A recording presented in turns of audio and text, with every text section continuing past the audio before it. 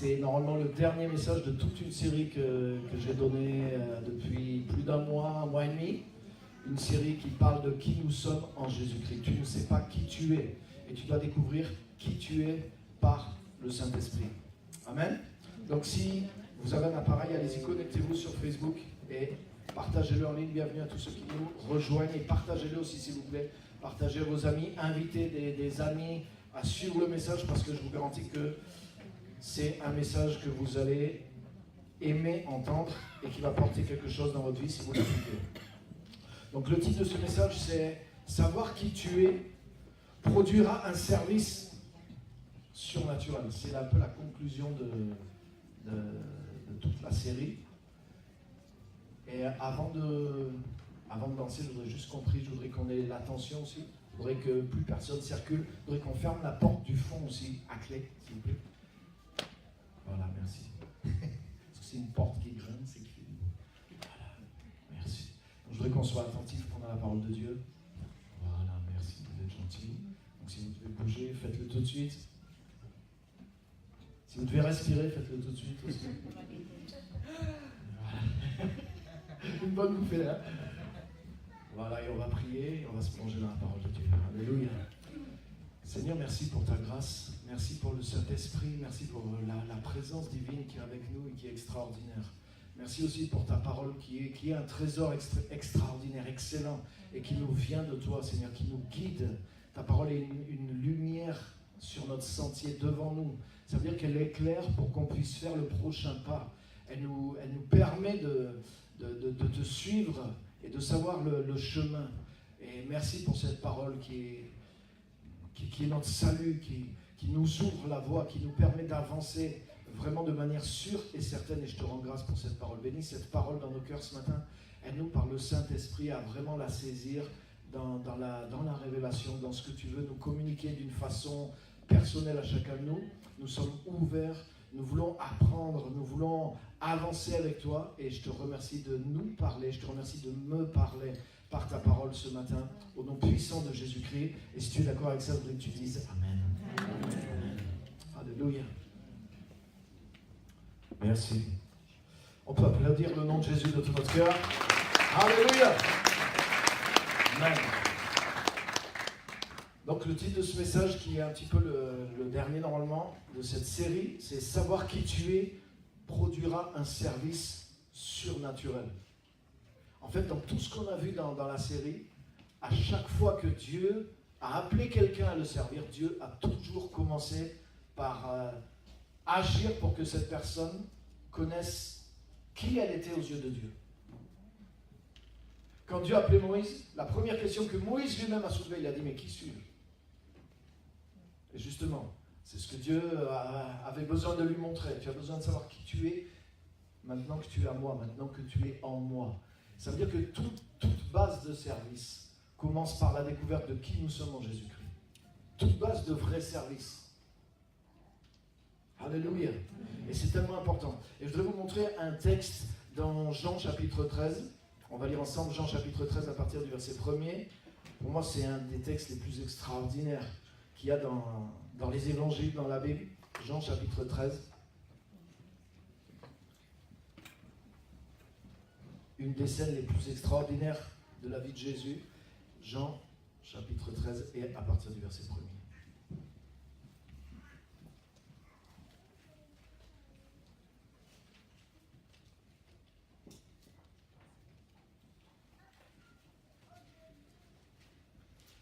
Il est dit, avant la fête de la Pâque, Jésus, sachant que son heure était venue de passer de ce monde au Père, et ayant aimé ceux qui lui appartenaient dans le monde, les aima jusqu'à l'extrême.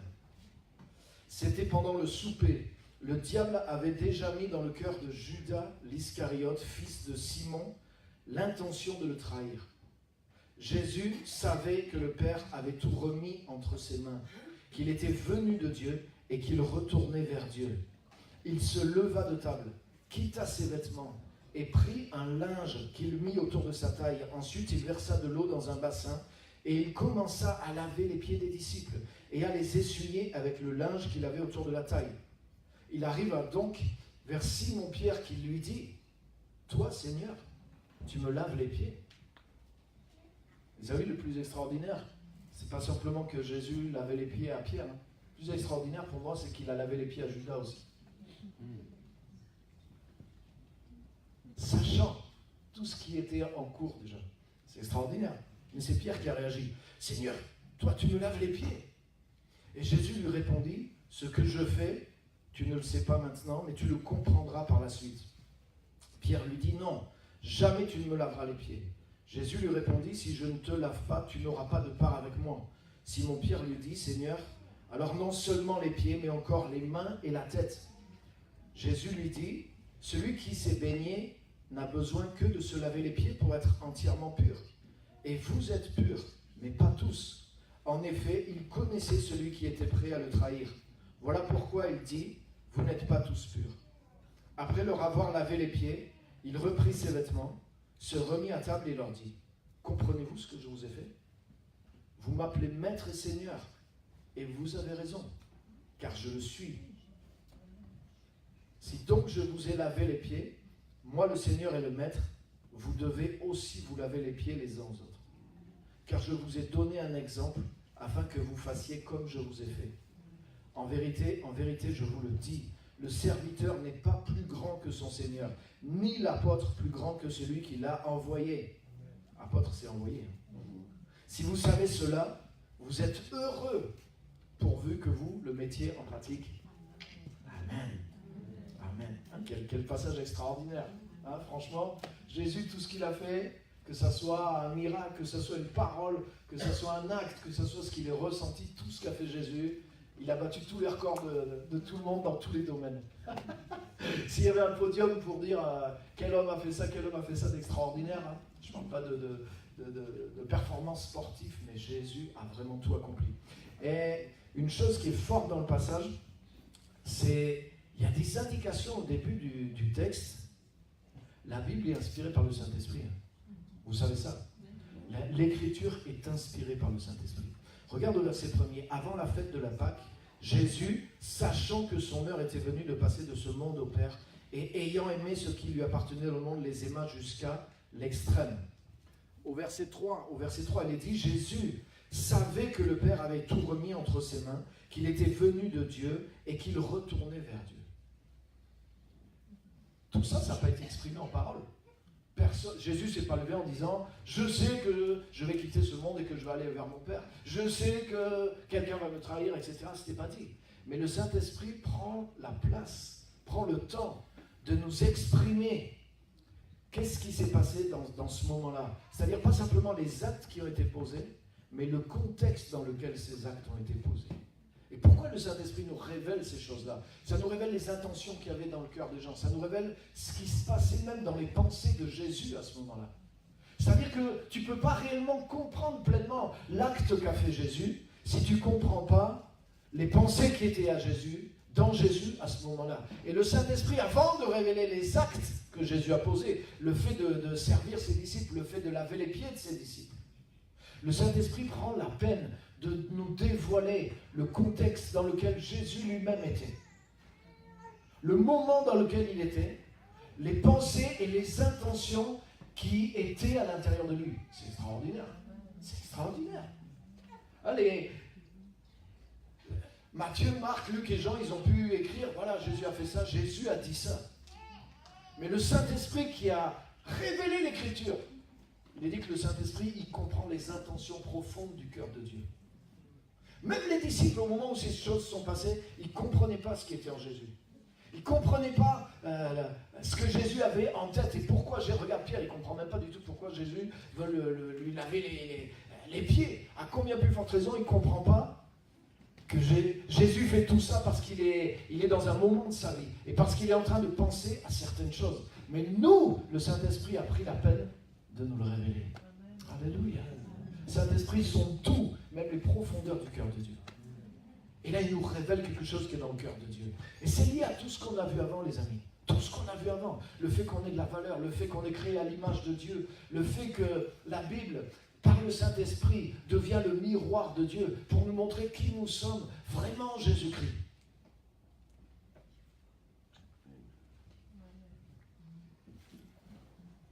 Au verset 3, il est dit, Jésus savait que le Père avait tout remis entre ses mains, qu'il était venu de Dieu et qu'il retournait vers Dieu. Ça veut dire que Jésus savait qui il était, Jésus savait où il allait, et Jésus savait ce qu'il avait reçu. Amen. Et tu sais quoi? Là, Jésus, il est prêt à son élévation la plus extraordinaire. Et déjà, il sait que le Père a tout remis entre ses mains. Et il sait qu'il va retrouver la gloire qu'il avait auprès du Père. Et c'est à ce moment-là que Jésus se lève de table, qu'il met une serviette autour de ses reins et qu'il sert les autres. C'est puissant. Il y a des gens qui servent pour essayer de trouver qui ils sont. Il y a des gens qui font quelque chose pour essayer de se donner une valeur. Mais Jésus, c'est au moment où il était au comble de sa propre valeur, au comble de la conscience, de la gloire qui était dans sa propre vie. C'est à ce moment-là qu'il s'est levé de table et qu'il a pris la place du serviteur. Alléluia. Le vrai service chrétien, c'est ça, les amis. Alléluia. Plus tu sais qui tu es, plus tu as conscience de la gloire de Dieu qui est sur toi. Vous vous rappelez le miroir de Dieu? Nous tous qui le visage découvert contemplons, comme dans un miroir, la gloire de Dieu. Ce que je vous ai dit la dernière fois. Je partageais là sur ça de Corinthiens 3,18, vous vous rappelez? Mais dans un miroir, c'est nous-mêmes qu'on voit. Comment je peux voir la gloire de Dieu en me voyant moi-même? Mais le Saint-Esprit veut montrer la gloire de Dieu dans ma vie parce qu'en Christ, nous sommes plus que ce que nous pensons, les amis. De la même façon, on l'a vu la dernière fois, il a fallu le Saint-Esprit pour nous convaincre de péché. Parce que lorsque nous étions dans l'esprit du monde, nous n'étions pas conscients que nous étions séparés de Dieu. Et il a fallu une révélation de voir cette distance qui nous séparait de Dieu. Mais on a vu aussi, de la même façon, le Saint-Esprit, Jésus a dit, il vous convaincra de justice. C'est-à-dire qu'il y a une révélation du Saint-Esprit pour montrer aux enfants de Dieu qui sont justes, qui sont plus pécheurs, mais qui sont dans la justice, qu'ils ont été justifiés. Et la Bible va même jusqu'à dire que nous avons été glorifiés. Et il y a tellement de choses, je dirais, qui sont écrites, mais qui sont comme cachées dans la Bible. Et que l'Esprit de Dieu veut te dévoiler dans ce miroir qui est la parole de Dieu. Ce miroir qui fonctionne avec la voix du Saint-Esprit. Nous tous qui, le visage découvert, contemplons comme dans un miroir la gloire de Dieu, nous sommes transformés à l'image de ce que nous voyons de gloire en gloire par le Seigneur l'Esprit. Ça veut dire que le miroir de la Bible, il fonctionne quand l'Esprit de Dieu est allumé. De la même façon que quand tu te regardes dans ton miroir, ça fonctionne que si tu allumes la lumière. Sinon, si tu te rases ou que tu te maquilles, même devant ton miroir, mais qu'il n'y a pas de lumière et que les volets sont fermés, essaye et puis après, allume la lumière et tu vas voir le résultat. C'est la même chose, les amis. Et quand par le Saint-Esprit, l'Écriture te montre qui tu es en Jésus, tu vois la gloire de Dieu. Et tu ne la vois pas en Dieu simplement, mais tu la vois en toi. Tu vois ce que Dieu a fait de toi. Alléluia. Et la Bible est remplie de choses comme ça. Et on a besoin de s'approprier ces choses-là. Le plus tu t'appropries ce que tu es devenu en Jésus-Christ, le plus tu as conscience de ta propre gloire, de ta gloire en Jésus-Christ, le plus tu développes la capacité à servir les autres. Parce qu'une fois que tu as mangé, une fois que Jésus a vu ça dans son esprit, c'est qu'est-ce qu'il a dit? Il a dit que Jésus se leva de table. C'est puissant. Les chrétiens, ils restent à table toute leur vie. Autrement dit, ils sont servis toute leur vie. Et qu'est-ce qui fait que tu te lèves de table et que tu passes de servi à serviteur? C'est pas les coups de pression, mais c'est la conscience de ta gloire. En tout cas, la bonne motivation, la meilleure motivation pour service, c'est la conscience de ta gloire. C'est-à-dire que Jésus n'a pas fait ça pour lui, parce qu'il était rempli déjà. Jésus, sachant que le Père avait tout remis entre ses mains. Qu'est-ce que ça va me donner de plus? Alléluia. Celui qui a vraiment tout, il peut s'abaisser. Celui qui est vraiment rempli, qui n'a rien à prouver, il peut servir. Alléluia. C'est ce que Jésus a fait. Il s'est levé de table et il a pris la serviette et il a commencé à servir et à laver les pieds de ses disciples, parce qu'il avait la conscience de sa gloire. Alléluia.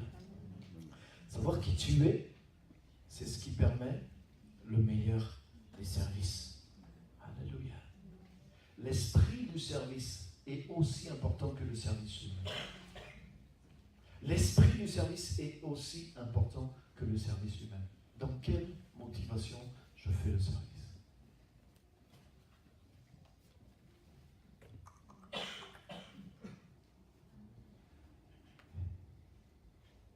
Là, j'ai discuté avec quelqu'un, il m'a dit toute ma vie j'ai aidé les gens. Quelqu'un qui a une cinquantaine d'années, il m'a dit toute ma vie, j'ai passé ma vie à aider les gens, j'ai fait tout le temps des choses pour les autres et je pense que j'ai fait le bien, mais je ne comprends pas pourquoi il ne m'est pas en retour. Comment ça se fait qu'il ne m'est pas arrivé du bien? Comment ça se fait? Et le gars était blessé, le gars était frustré. C'est comme si maintenant il dit je ne peux pas continuer comme j'ai fait jusque-là parce que c'est des souffrances finalement. Il y a un élément qui manque. Je ne peux pas être comblé en servant les autres. Des fois, c'est très frustrant de servir les autres. Je crois que c'était... Jésus était en train de laver les pieds à quelqu'un qui allait le renier dans quelques heures. Il était en train de laver les pieds de quelqu'un d'autre qui allait le trahir dans quelques heures. Et les pieds de tous ceux qu'il a lavés, tout le monde allait l'abandonner et il le savait. Et tu crois, il n'y avait pas de frustration dans son cœur. Comment c'est possible? C'est possible quand la gloire que tu as en Dieu remplit ton cœur. Les amis, c'est surnaturel. Servir Dieu, c'est surnaturel. La base de servir Dieu doit être surnaturelle. Là, j'ai lu un bouquin sur les pasteurs. Franchement, si je vous lis les statistiques, c'est la déprime. C'est des statistiques réelles aux États-Unis. Tous les pasteurs sont en dépression. 40% de ceux qui commencent à être pasteurs au bout de tant d'années démissionnent. Enfin, c'est l'hécatombe la plus totale quand tu lis les statistiques. Mais pourquoi? Parce que ils ont fait ça comme un métier, les gars.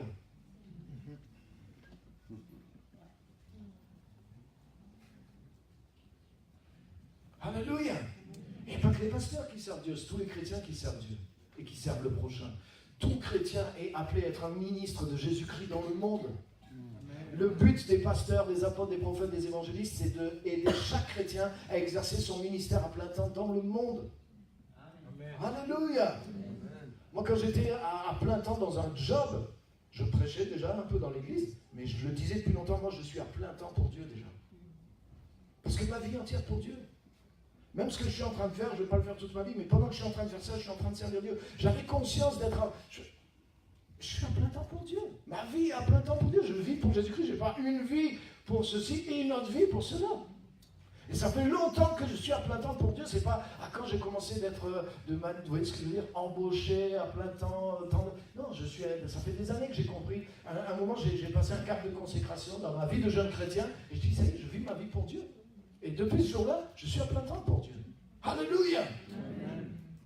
Vis pas à mi-temps pour Dieu. Même si tu es dans... Peu importe ce que tu fais. Regarde l'apôtre Paul, il était en prison. Il aurait pu se dire, ça y est, tout mon temps, il est coincé, quoi. Je ne peux rien faire pour Dieu. Mais pendant qu'il était en prison, il dit, priez pour moi. Il faut que j'annonce la parole de Dieu avec assurance. On dirait que le gars, il a préparé une conférence. Il est en prison. Priez pour moi pour que je puisse en parler de la manière dont je le dois. Ah bon? Alléluia. Hey. C'est dans l'esprit qu'on doit capter ces choses-là. Et le but des ministres officiels de l'Église, c'est de lever le ministère officiel de l'Église. L'Église est le corps de Christ, les amis. Je crois qu'on ne sait même pas ce que c'est.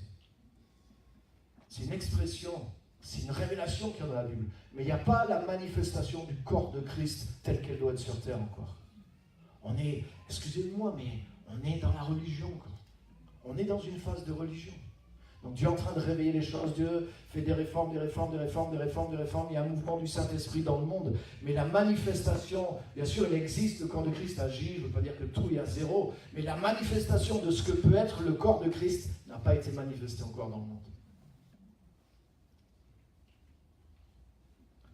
Le jour où le corps de Christ est manifesté, c'est quand chacun des membres fonctionne à 100% dans la place, dans le rôle que Dieu lui a assigné, les amis. Et pour ça, Ton ministère est surnaturel autant que le mien. Et tu dois être basé non pas sur « Ah, je veux faire du bien ». C'est pas juste un humanisme qui part de l'homme, mais c'est un humanisme qui part du cœur de Dieu. Jésus, sûrement cette scène, elle est utilisée d'une manière gnangnan. Ah, Jésus a lavé les pieds des disciples, oh, il est gentil, il est bon, le petit Jésus. Oh, regardez, comme si c'était un bon gentil qu'on peut écraser. Mais Jésus, c'est pas un gentil que tu peux écraser. Jésus a eu des actes plus que de gentillesse, d'amour, de choses inconditionnelles. Mais attention, tu ne peux pas jouer avec lui non plus. La source de ça, c'est l'amour, mais c'est l'autorité et c'est la puissance, mon ami. Jésus n'est pas un faible. Jésus a lavé les pieds des disciples, mais Jésus, c'est pas un faible. Il faut être fort pour laver les pieds de celui qui va te trahir avec le sourire en étant rempli d'amour pour lui, sachant ce qu'il va faire. Alors que lui, il ne sait pas ce qu'il va faire. Jésus s'est livré lui-même à la croix, sachant qu'il allait ressusciter. Judas s'est suicidé tellement il a été perdu à cause de ce qu'il a fait lui-même. Tu vois ce que je veux dire? Donc Jésus savait ce qu'il faisait. Et Jésus n'était pas faible. Et Jésus a maîtrisé ça. Et comment il a maîtrisé ça? Parce qu'il était enraciné dans la gloire de sa position. Jésus, sachant que le Père avait tout remis entre ses mains, sachant qu'il quittait ce monde et qu'il allait vers le Père, mais qu'est-ce que tu peux lui enlever? Qu'est-ce que tu peux... Hein? Qu'est-ce que Jésus peut faire qui peut lui donner plus que ce qu'il a déjà? Mais ça, c'est la base du service. Le service que je fais pour Dieu ne va rien me donner plus que ce que j'ai déjà en lui. Une fois que j'ai compris ça, je peux dépenser ce que j'ai. Et même si on me vole, même si on me trahit, même si on m'en fait de toutes les couleurs, ça ne peut pas bloquer la source sur laquelle je suis branché. Alléluia! Alléluia! Ne soyez pas timide.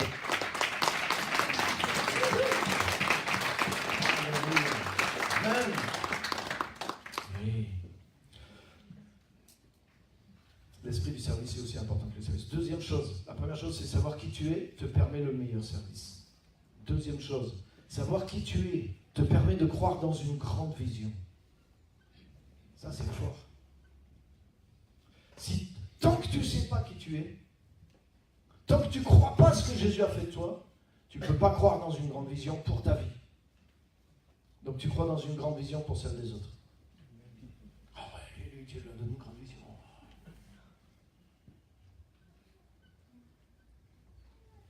Quand Dieu a parlé à Moïse, lève-toi, va en Égypte, va parler à Pharaon. Il ne lui a pas dit, va faire sortir 1 million de gens, nourris-les 40 ans dans le désert, donne-leur la loi, change les civilisations pour les décennies et les millénaires à venir. Et puis j'ai 2-3 autres trucs à te demander aussi en plus. Non, il a juste dit, va parler au Pharaon. Qui suis-je pour aller parler au Pharaon? Je ne sais pas parler. Déjà le premier. Hein? Tu dis à Jérémie, j'ai besoin de toi. Il lui dit même pas, je voudrais que tu fasses ça pour moi. Il dit non, je t'ai choisi, je t'ai établi comme prophète. Autrement dit, t'inquiète pas, avant que tu sois né, je t'ai déjà mis le gène à l'intérieur de toi. Donc la capacité est en toi, ça ne dépend même pas de toi avant que je te forme dans le ventre de ta mère. Je t'avais choisi, je t'avais conçu, je t'avais fabriqué et préfabriqué, préconçu pour que tu fasses ça. Et lui, Jérémie dit, ah non, je ne suis pas capable.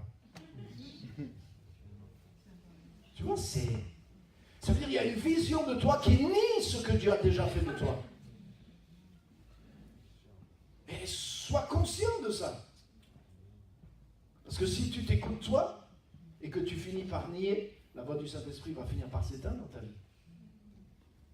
Et tu vas laisser tout le monde décoller dans sa grande vision. Et toi, tu vas rester dans ton... Sur ta petite mobilette. C'est pour ça que tu dois voir qui tu es en Christ.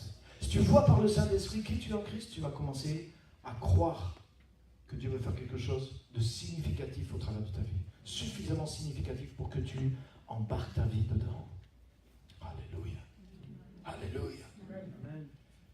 L'édit de Jésus, là, par exemple, dans ce moment-là, Jésus savait qu'il quittait le monde et qu'il allait remonter vers le Père. Ça, c'est de la vision, ça. Mais il est dit que Jésus, en vue de la joie qui lui était réservée, il a traversé la croix. Il a méprisé la honte qui était attachée, la souffrance, tout ça. Comment c'est possible? C'est possible à cause de la gloire de la vision qu'il avait. Souvent on dit, oui, Jésus est venu sur terre pour mourir sur la croix. Ce n'est pas tout à fait vrai. Il est dit que Jésus a traversé la croix. Ce n'était pas son but. C'était un passage obligatoire. Mais son but, c'était la joie qui lui était réservée, la gloire supérieure qui était réservée à lui et à l'humanité au travers de l'acte, au travers de la puissance de l'acte qu'il allait accomplir pour nous, par sa mort et par sa résurrection. Alléluia! Et c'est cette joie qu'il visait. Et là, Jésus, il n'est pas en train de se dire, ouais, ça craint. Là, c'est le moment où on va me le trahir. C'est le moment où on va cracher sur moi. C'est le moment où je vais souffrir physiquement. Non. La vision qu'a Jésus, c'est la vision de la gloire qui est proche. Et il dit, ça y est, c'est le temps où je vais rentrer dans la gloire de mon Père. C'est le temps maintenant où je vais quitter ce monde et je vais revenir dans la plénitude de la gloire du ciel. Et c'est fort de cette vision que Jésus s'est mis dans la position de serviteur et qu'il a lavé les pieds des disciples, Judas y compris. Alléluia. Alléluia. Wow. Si tu crois en toi, tu peux croire dans une grande vision. Et si tu te projettes dans une grande vision, ça te libère des difficultés du temps présent. Le fait d'être projeté dans une grande vision te libère des difficultés du temps présent. Regarde Romains chapitre 8, verset 18. C'est exprimé dans Romains chapitre 8, verset 18.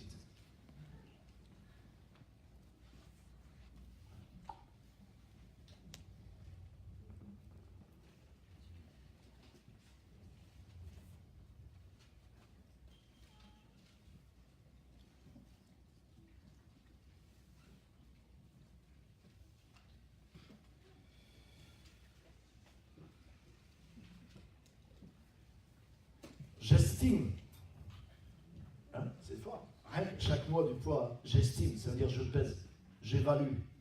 J'estime que les souffrances du moment présent ne sont pas dignes d'être comparées à la gloire qui va être révélée pour moi parce que je suis l'apôtre Paul.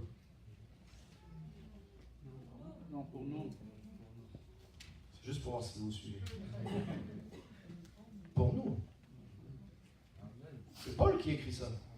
Si c'était valable pour lui, il aurait pu dire oui, pour nous, pour moi, l'apôtre, ou mes collègues. Il dit pour nous, les enfants de Dieu.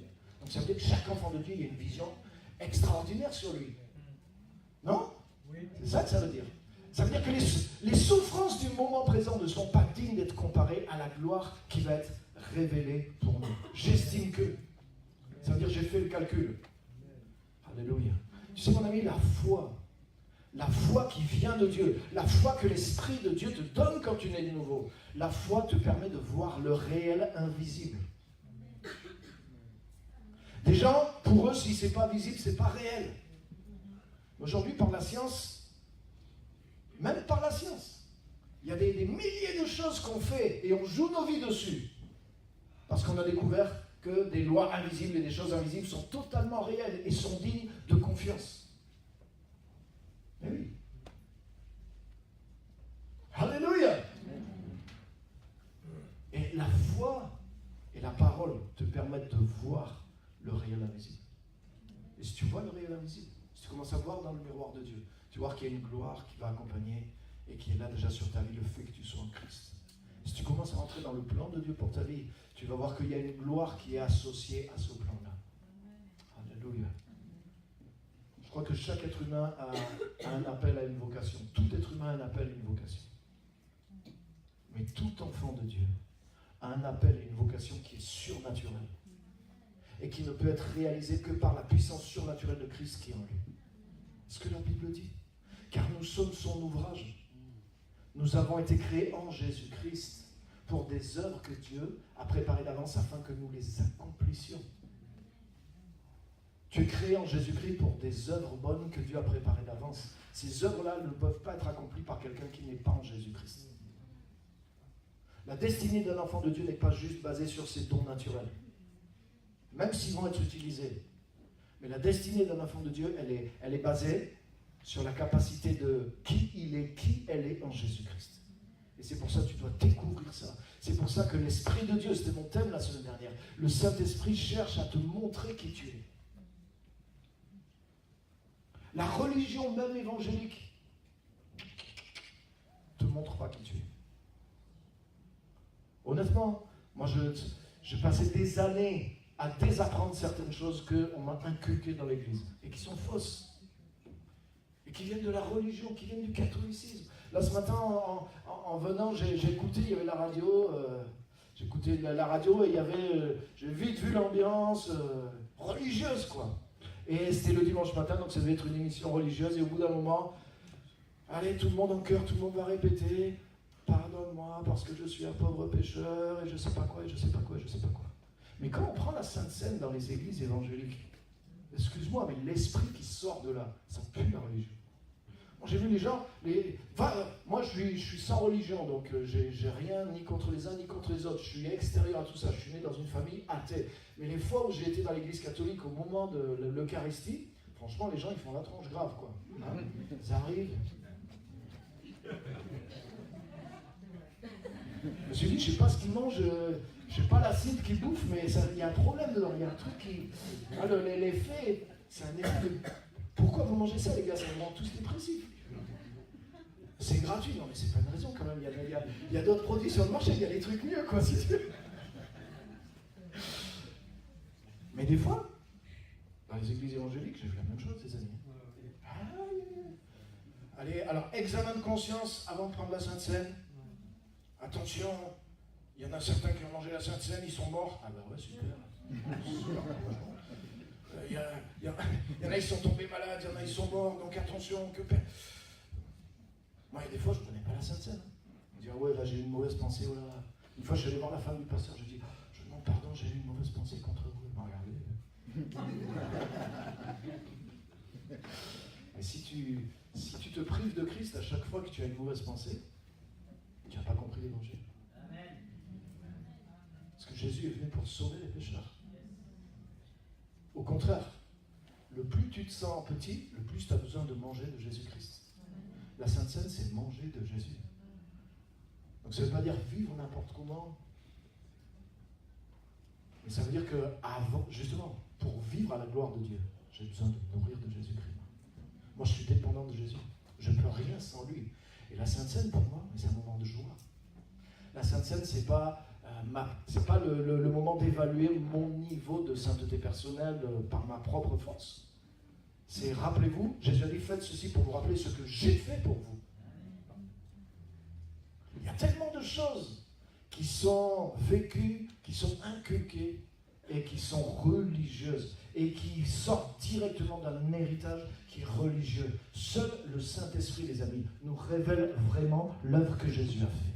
1 Corinthiens chapitre 2, verset 12. Il est dit que le Saint-Esprit nous a été donné pour nous révéler tout ce qui nous a été donné par grâce.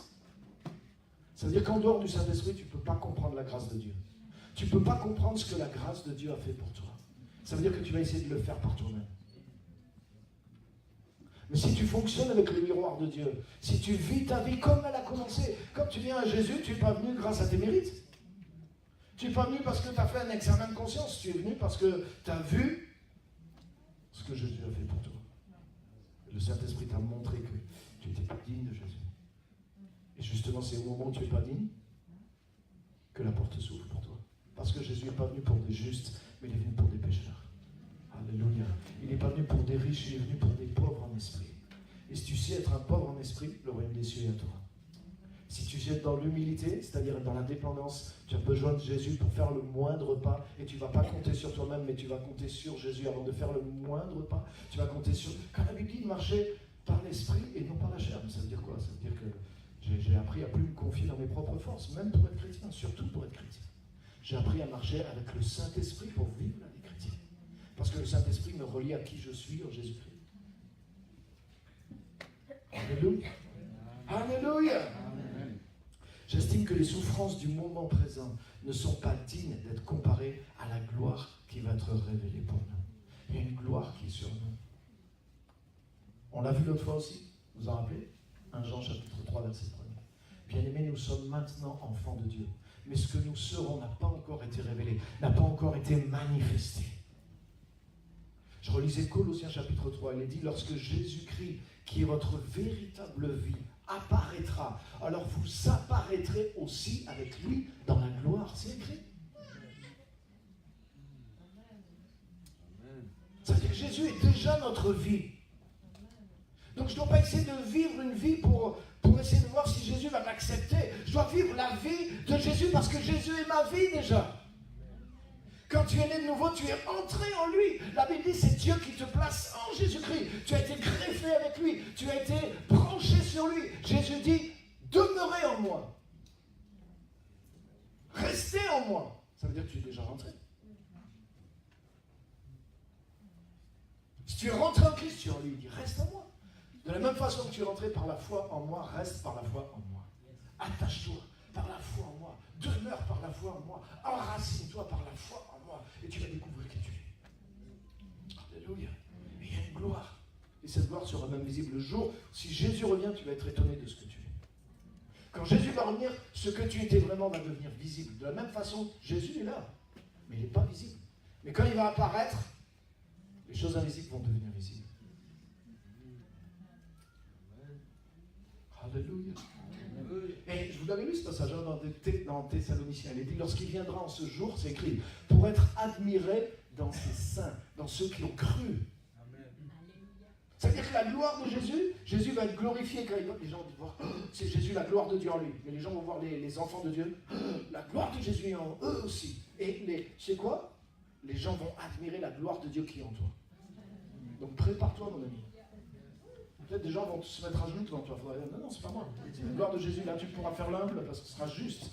Mais tout de suite, fais pas l'humble en disant non, moi c'est rien, ce passage ne me concerne pas, je suis rien, j'ai rien à voir, comme ça je ne prends aucune responsabilité. Il faut sortir de ça, mon ami. Il faut ouvrir les yeux, avoir l'audace de confronter la gloire de Dieu. Laisse le Seigneur te montrer la gloire qui est sur toi. Laisse-le montrer l'appel qui est sur toi. Laisse-lui le montrer l'avenir qui est sur toi. Et commence à croire, et l'audace de la foi, et l'audace de te lever. Quand Jésus a vu la gloire qui était sur lui, la Bible a dit qu'il s'est levé de table, et il a commencé à servir. Alléluia, c'est l'image de sa vie entière. Hein. Il n'a pas commencé à servir, ça c'est le geste symbolique qui a résumé sa vie.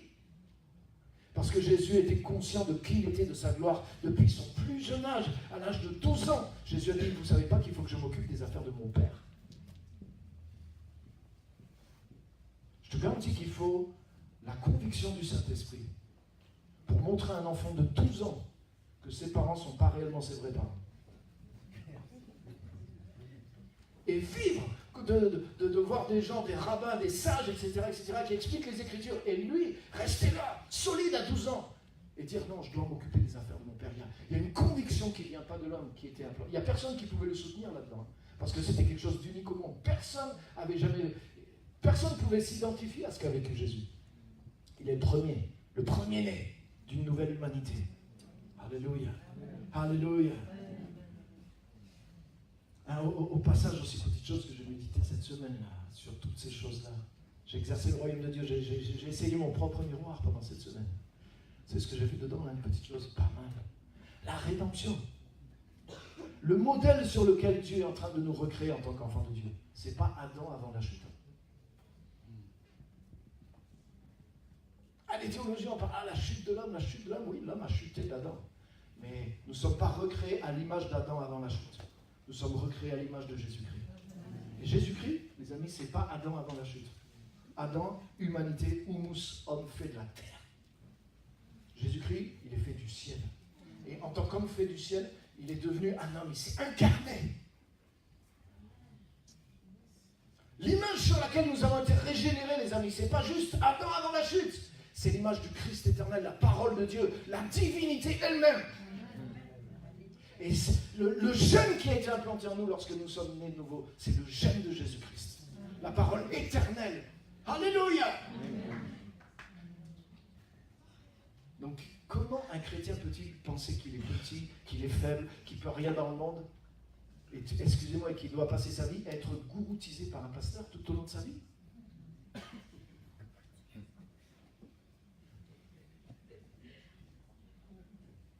Allez, dites amen.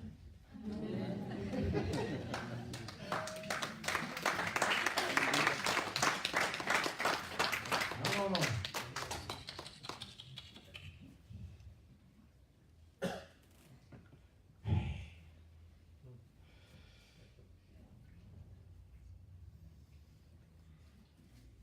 Quand Jésus a vu la gloire de ce qui allait lui arriver, Jésus s'est mis à servir. Savoir qui tu es te permet de croire dans une grande vision. Te projeter dans une grande vision te libère des difficultés du présent. Comment tu peux vaincre les coups durs du service? Comment Jésus a-t-il pu laver les pieds de Judas? Jésus savait quelque chose de plus grand que ce qui... Pourtant, tu as vu, c'est marrant parce que le texte précise exprès. La première chose qui est dit, c'est la vision qui était en Jésus. Mais il est dit aussi, il savait que le diable avait déjà mis au cœur de Judas de le livrer. Donc ça veut dire que Jésus n'était pas juste illuminé par la gloire de Dieu et inconscient des choses cachées qui étaient sur terre. Jésus était tout aussi conscient de tout ce qui était sur terre. Il a annoncé à Pierre, il lui a dit, tu me renieras. Et même Pierre ne croyait pas. Jésus dit, fais comme tu veux. Moi je le sais. Et ça s'est arrivé. Donc Jésus n'était pas déçu. Jésus n'était pas atteint par les choses qui sont, honnêtement, qui sont décevantes. Tu as déjà été trahi, j'imagine, ou au moins tu as eu le sentiment qu'on t'avait trahi. C'est douloureux, non? Non? Ah, c'est douloureux. Hein? Ah, et puis quand c'est des gens, tu les aimes, tu les sers et que tu as le sentiment qu'ils t'ont trahi, ça fait mal. Hein? C'est pour ça que d'après les statistiques, tant de pasteurs sont dépressifs.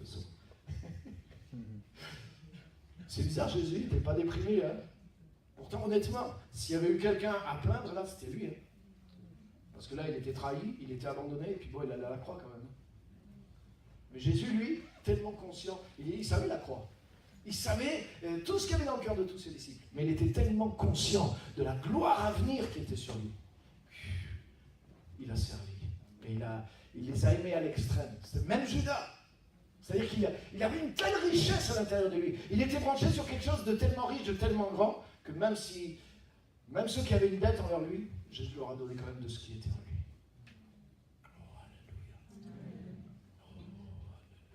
Oh, alléluia. Je ne sers pas par rapport à ce que tu peux m'apporter. Je sers par rapport à quelque chose que je peux t'apporter. Et je l'ai pour moi déjà. Alléluia.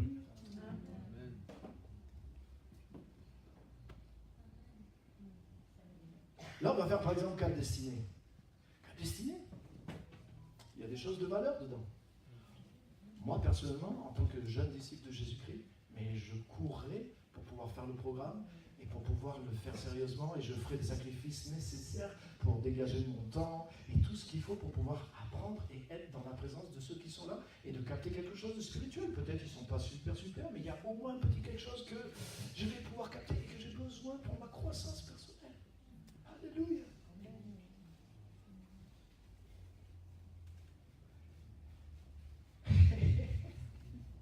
Amen.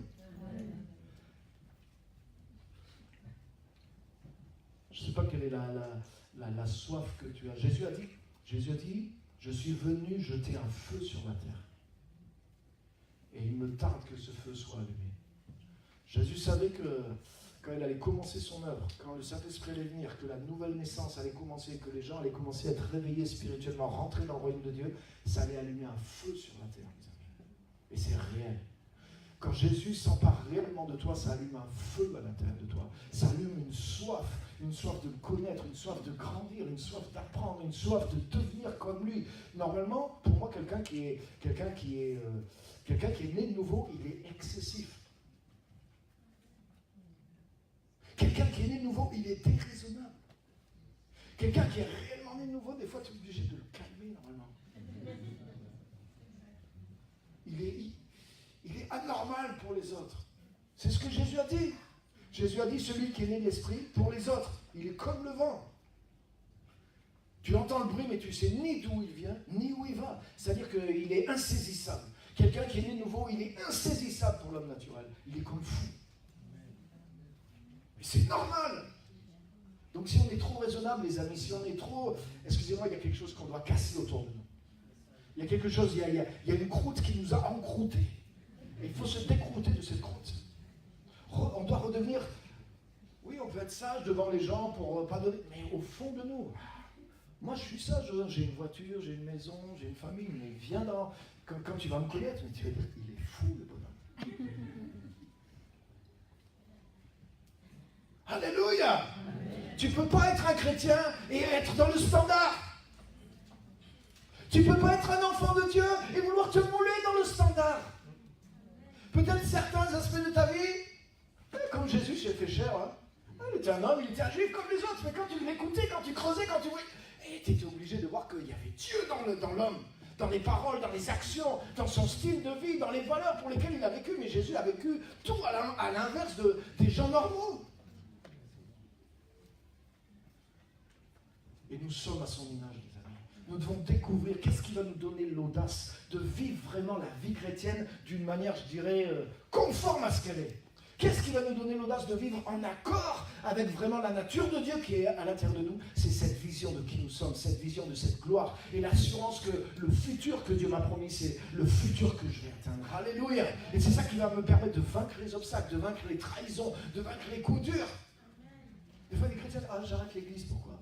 J'étais blessé dans l'église. C'est arrivé, il y avait un clou par terre, on a oublié de faire le ménage. T'étais blessé dans l'église? Oh, pauvre petit chaton. Allez, viens, on va faire un petit. Hein. En plus, on a des séances cocooning. Hein. On va t'enlever tes blessures, on va prier pour ta guérison, on va te donner des prophéties, on va faire un week-end de rencontre, on va prendre soin de toi pour que tu ailles mieux. Mais malgré tout ça, tu sais que je veux te dire quelque chose, tu n'as pas la vision de la gloire de Dieu. Je crois que Jésus n'aurait pas pu dire à ce moment de sa vie, j'arrête. Les Juifs m'ont blessé. Mes propres disciples m'ont blessé. Un de vous va même me trahir. Comme hein? Jésus a traversé la croix parce qu'il avait en vue la gloire qui lui était réservée. Jésus savait qui il était, il savait que le Père avait tout remis entre ses mains. Il avait une vision de son identité, il savait qui il était, d'où il était, où il allait. Il avait une vision de sa plénitude personnelle, il savait qui il était aux yeux du Père. Il avait tout ça, il savait qu'il possédait tout ça. Et il avait une vision glorieuse de son avenir. Il courait vers un avenir qui était glorieux. Et à cause de ça, il estimait que les souffrances du temps présent n'étaient sans commune mesure à la gloire à venir qui lui était réservée. Il avait raison. Et cette gloire à venir, elle n'était pas seulement pour lui, elle était pour nous aussi, les amis. La gloire que Dieu a pour toi au travers de l'accomplissement de sa volonté dans ta vie, elle n'est pas que pour toi, elle est pour toi. Mais elle est pour tant et tant d'autres personnes. Et elle est au-delà de toutes les souffrances que tu vas traverser. Alléluia. Comme j'ai dit tout à l'heure, tout chrétien est appelé à servir Dieu à plein temps par sa vie. Mais je voudrais te dire, mon ami, ce service-là va te coûter des souffrances. C'est la vérité. Mais toutes ces souffrances-là, tu peux les traverser facilement si tu sais qui tu es et si tu sais la mesure de la gloire à laquelle Dieu t'appelle et si tu as la bonne estimation, la bonne mesure que l'Esprit de Dieu t'aura donnée au travers de son miroir, tu sauras que les souffrances du temps présent ne sont sans commune mesure par rapport à la gloire de Dieu que ça va déclencher. Tout le monde veut déclencher la gloire, mais peu sont prêts à souffrir un petit quelque chose pour que cette gloire se manifeste. Mais avant tout ça, qu'est-ce qui te permet de t'embarquer là-dedans? C'est la vision de la gloire de Dieu qui est sur toi. C'est la vision de ce que Jésus-Christ a fait de toi. Et la vision de la gloire qui s'attache à ta personne, à ton identité, mais à l'appel que Dieu a pour toi. Alléluia! Pour moi, toute autre manière de vivre est vaine à 100%. 100%. Ah oui. Mais aujourd'hui, le monde, c'est quoi? Le monde cherche à vivre sans souffrance. Aujourd'hui, bien sûr, souffrir pour souffrir, ça ne sert à rien. Mais croire que le vrai sens de la vie, c'est s'épargner toutes les souffrances, c'est faux, les amis. Le mythe de la drogue, c'est ça. La drogue, c'est quoi? Pendant que tu te défonces, mais c'est nickel. Mais personne, tout le monde critique les drogués, mais qu'est-ce que font les gens de la société? Ils poursuivent, c'est la même philosophie que les drogués. Ils veulent essayer de vivre une vie de confort pour eux-mêmes et s'éviter toutes les souffrances possibles. En pensant que c'est un bon calcul. Malheureusement, les chrétiens les rejoignent des fois. Non. Mon ami, découvre la gloire que Jésus t'a acquise, la position que Jésus t'a acquise. Découvre qui tu es en Jésus-Christ. Remplis-toi de cette gloire. Et une fois que tu as cette gloire, tu vas te lever de table. Tu vas arrêter juste d'être servi, mais tu vas servir. Et tu sais quoi, même les trahisons, même les souffrances qui sont... c'est toi qui vas laver tout ça parce que le courant qui est à l'intérieur de toi, la gloire qui est sur toi est plus grand que tout ça. Et tu peux traverser tout ça parce que tu es animé par quelque chose dont tu as la bonne estimation et qui est au-delà de toutes ces choses-là. Alléluia! Alléluia! La vie que Jésus nous a donnée, les amis, c'est celle-là. C'est celle-là. Il n'y a pas d'autre vie chrétienne. Pour moi, il n'y a pas d'autre vie chrétienne. Alléluia. Moi, je veux vivre cette vie de Jésus-Christ. Je veux découvrir qui je suis en lui. Et au travers de cette découverte, je veux aller de plus en plus loin dans ce service et accomplir ce que Dieu m'a demandé de faire. Alléluia. parce que je sais la gloire que ça va déclencher. Amen. Dieu n'est pas petit, il est grand, il nous aime chacun de nous. On va se lever et on va terminer par la prière. Que Dieu vous bénisse.